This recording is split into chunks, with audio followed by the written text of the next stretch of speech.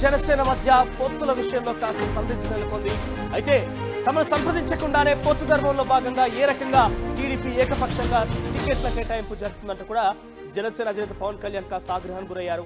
అయితే ఓవరాల్ గా ఒక సీనియర్ రాజకీయ నాయకుడు ముఖ్యమంత్రిగా ఉన్న నేపథ్యంలో మాజీ ముఖ్యమంత్రిగా పనిచేసిన అనుభవం ఉంది కాబట్టి తరచుగా ఇలాంటి జరగడం కామన్. కానీ దీన్ని నేను కేవలం రాష్ట్ర ప్రయోజనాల కోసం మాత్రమే ఆగుతున్నాను, లేదంటే నాకు పూర్తిగా రాజకీయ అవగాహన ఉంది, నేను ఉపేక్షించేది అంటూ కూడా చెప్తున్నారు. ఇక 2 స్థానాలకు సంబంధించి జనసేన ఇప్పటికే ప్రకటించినట్టు తెలుస్తోంది.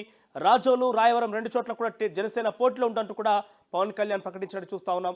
ఇక ఓవరాల్గా టీడీపీ జనసేన మధ్య పొత్తు ధర్మం పాటించాల్సిన అంశం ఉండగా ఎవరికి వారుగా టికెట్ ప్రకటించడం అనేది చర్చనీయాంశం అవుతోంది. ముఖ్యంగా జనసేన అధినాయకుడు పవన్ కళ్యాణ్ కొంత ఆగ్రహానికి గురైనట్టు తెలుస్తోంది.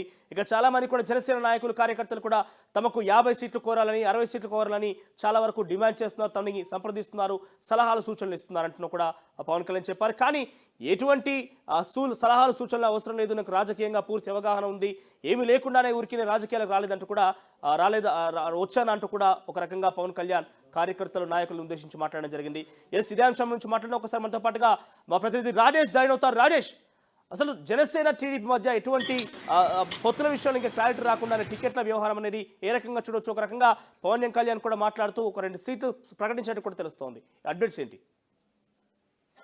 అంటే వాస్తవంగా పొత్తు ధర్మం ప్రకారం ఉమ్మడి అభ్యర్థులను, ఉమ్మడి జాబితాను ఒకేసారి పవన్ కళ్యాణ్, చంద్రబాబు ప్రకటిస్తారని ఇరు పార్టీ నేతలు చెప్తున్నారు. దానికి సంబంధించినటువంటి కసరత్తు తెలుగుదేశం పార్టీ పార్టీకి వాళ్ళు చేసుకున్నారు. జనసేన పార్టీకి సంబంధించి పవన్ కళ్యాణ్ మంగళగిరి కార్యాలయంలో అభ్యర్థులకు సంబంధించిన కసరత్తు చేసుకున్నారు. ఎక్కడెక్కడ పోటీ చేయాలి, ఎవరెవరిని పెట్టాలని సంబంధించిన వాళ్ళు కూడా ఒక క్లారిటీగా కసరత్తు చేసుకున్న నేపథ్యం. కానీ అనూహ్యంగా చంద్రబాబు కదలిరా సభలు, బహిరంగ సభలు 25 పార్లమెంటు వేదికగా ఆయన కదలిరా పేరుతో బహిరంగ సభలు నిర్వహిస్తున్నారు. ఈ నేపథ్యంలోనే మొన్న గుడివాడలో జరిగినటువంటి సభలో గన్నవరం, గుడివాడ ఇన్ఛార్జ్ ఉన్నటువంటి యార్లగడ్డ వెంకట్రావు, అదేవిధంగా గుడివాడ ఇన్ఛార్జ్ ఉన్న వెనిగండ్ల రాముని వీళ్ళని అక్కడ ఎమ్మెల్యే అభ్యర్థులుగా ప్రకటించారు. అంతేకాదు తూర్పుగోదావరి జిల్లా సంబంధించి మండపేట ఎమ్మెల్యే, సిట్టింగ్ ఎమ్మెల్యే వరుసని 3 సార్లు గెలిచినటువంటి టీడీపీ నుంచి గెలిచినటువంటి జోగేశ్వరరావుని, ఏగుళ్ల జోగేశ్వరరావుని ఆయన మరోసారి ఆయనే అభ్యర్థి అంటూ ఆయన మొన్న కదలిరా సభలో చంద్రబాబు ప్రకటించారు. అంతేకాదు అరకు సభలో కూడా అక్కడ అరకు సంబంధించి ఒక అభ్యర్థిని కూడా ఆయన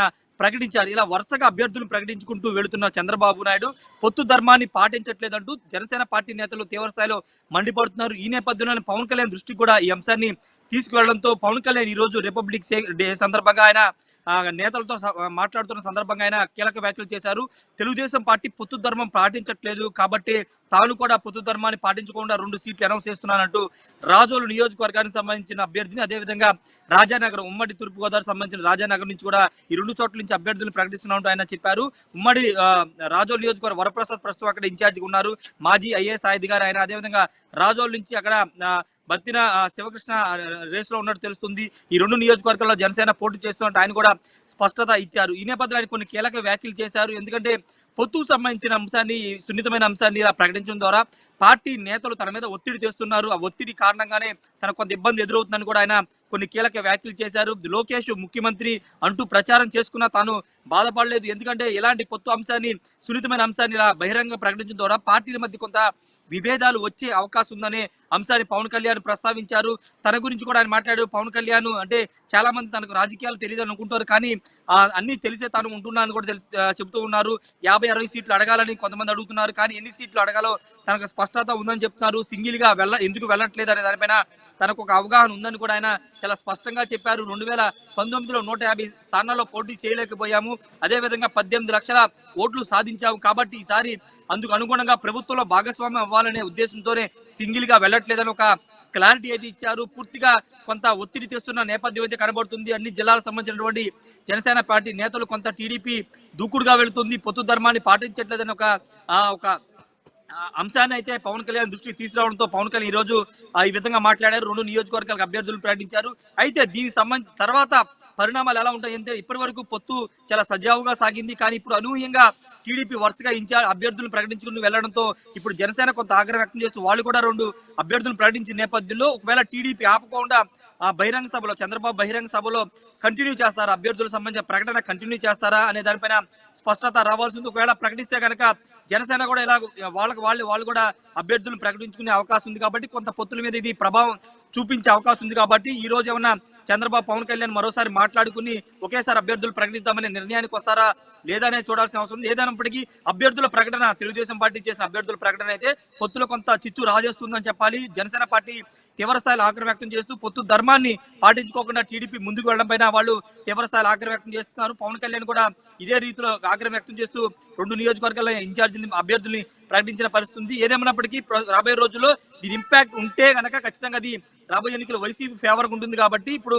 తెలుగుదేశం జనసేన కూర్చుని మాట్లాడుకుని ఒకేసారి ఉమ్మడి జాబితా రిలీజ్ చేసే అంశంపైన చర్చించుకునే అవకాశం ఉంది. రైట్ రాజేష్, మరోవైపు పెద్ద ఎత్తున ఇటు టీడీపీ జనసేన పొత్తులో ఉన్నాయని చెప్పి బహిరంగంగా చెప్తున్నప్పటికీ ఏకపక్షంగా ఎవరికి వారు టికెట్ల కేటాయింపు జరుపుతూ బహిరంగానే చర్చకు తీసుకొచ్చే విధంగా చేస్తున్నప్పుడు దీని ఇంపాక్ట్ ఏ రకంగా ఉండే అవకాశం ఉంది?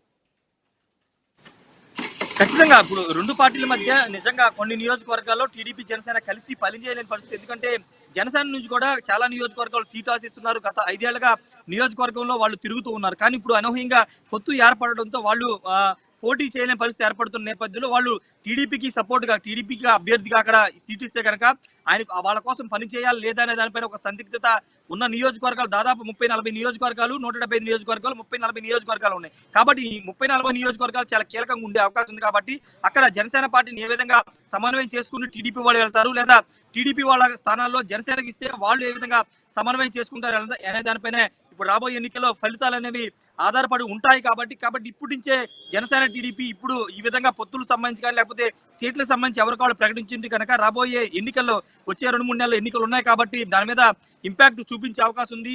అవసరమైతే ఒకవేళ ఇదే విధానం కొనసాగితే కనుక ఎవరికి వాళ్ళు విడిగా పోటీ చేసే అవకాశం కూడా ఉండే అవకాశం ఉందని కూడా రాజకీయ వర్గాల్లో చర్చ జరుగుతున్న నేపథ్యంలో మరి పార్టీ పెద్దలు అంటే అటు తెలుగుదేశం పార్టీ అధ్యక్షుడు చంద్రబాబు కానీ ఇటు జనసేన పార్టీ అధ్యక్షుడు పవన్ కళ్యాణ్ కానీ ఇద్దరు కూర్చుని మాట్లాడుకుని పొత్తు ధర్మాన్ని పాటించి అభ్యర్థుల ప్రకటన ఒకేసారి చేద్దామనే నిర్ణయానికి వస్తారు, లేకపోతే ఎవరికి వాళ్ళు అభ్యర్థులు ప్రకటించుకుంటారు అనేది చూడాల్సిన అవసరం ఉంది.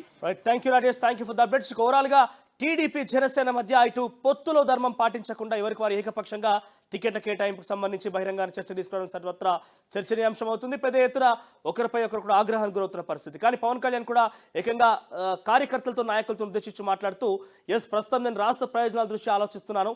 టీడీపీ పొత్తు ధర్మాన్ని పాటించకపోయినప్పటికీ నేను కూడా దాన్ని విస్మరిస్తూ ఒక 2 సీట్లు ప్రకటిస్తానంటూ కూడా రాజోలు, రాజనగర్ 2 కూడా ఆయన టికెట్ ప్రకటించారు జనసేన పార్టీ తరఫున. ఓవరాల్గా ఈ అంశం పెద్ద ఎత్తున చర్చనీయాంశం అవుతుంది ఆంధ్రప్రదేశ్ రాష్ట్ర రాజకీయాల్లో. ఒక ఇదే కనుక కొనసాగితే ఇటు 2 పొత్తు విషయాల్లో కూడా ఏకపక్ష నిర్ణయాల వల్ల అది మరోసారి వైసీపీకే లాభం చేకూరే అవకాశం ఉందంటూ కూడా పెద్ద ఎత్తున అక్కడ ఆసక్తి రేపుతోంది రాజకీయ వర్గాల్లో. ఒకసారి పవన్ కళ్యాణ్ ఏం మాట్లాడొచ్చు చూద్దాం. మండపేట నుంచి మన నాయకులు చాలా మంది వచ్చి చాలా బాధపడిపోతూ ఉన్నారు. మనం పొత్తులో ఉండి మన చంద్రబాబు గారు ఇట్లా అనౌన్స్ చేశారు మండపేట సీటు మనకి చెప్పాలి కదా అది అంటే ఖచ్చితంగా అది సరైన విధానంలో చెప్పలేదు. ఖచ్చితంగా అంత మీకు ఏకీపిస్తున్నాను. చాలా ఇబ్బంది పడ్డారు అందరూ. మనకి మండపేట లాంటి నియోజకవర్గంలో పోయినసారే ఒక 18% ఓటు ఉంది. అది ఈ రోజున చాలా బలమైన అబౌవ్ 23-28 ఎగ్జాక్ట్ చెప్పండి 28 దాదాపు 26 నుంచి 27 ఒక 10% పెరిగింది పోయిన దానికి ఈసారికి. నేను ఏం చెప్పానంటే వాళ్ళందరికీ నేను కేవలం ఒక నియోజకవర్గాన్ని దృష్టిలో పెట్టుకొని మాట్లాడితే నేను నియోజకవర్గపు సంబంధించిన నాయకుడు అవుతాను. నేను బర్డ్ ఐ వ్యూ అంటే అది విహంగ వీక్షణ ఉంటుందా లేదంటే బర్డ్ ఐ వ్యూ. ఆ బర్డ్ ఐ వ్యూ నుంచి చూస్తే తప్ప నేను రాష్ట్రాన్ని సంపూర్ణంగా చూడాలి.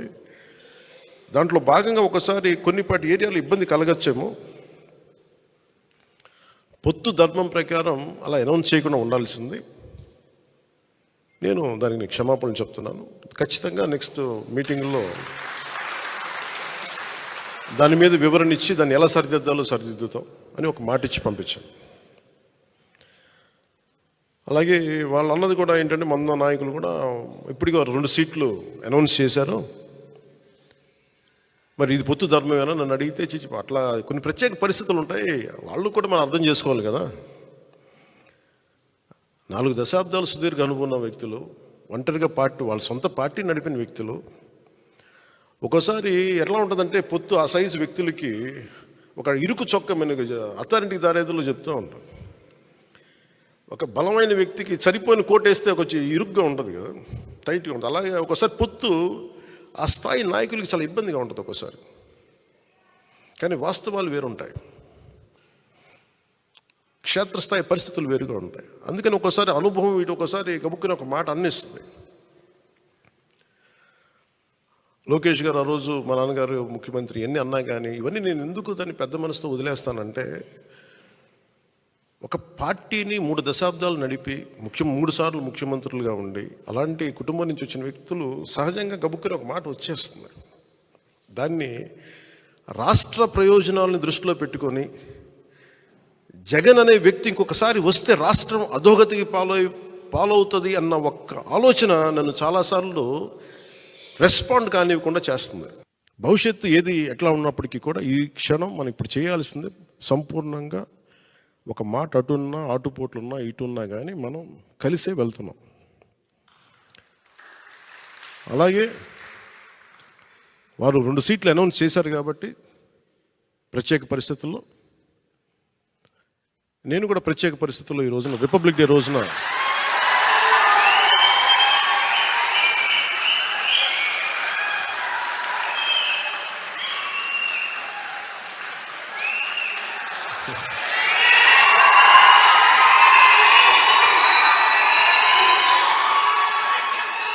నేను కూడా ప్రత్యేక పరిస్థితుల్లో వాళ్ళు 2 సీట్లు అనౌన్స్ చేశారు కాబట్టి నేను కూడా 2 సీట్లు అనౌన్స్ చేస్తున్నాను ఈ రోజున.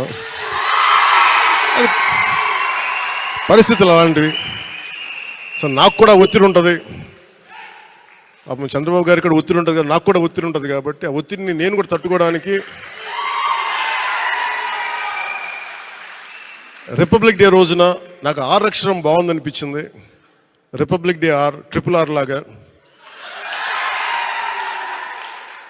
రిపబ్లిక్ డే రోజున రాజోలు రాజానగరం సీట్లు నేను అనౌన్స్ చేస్తాను.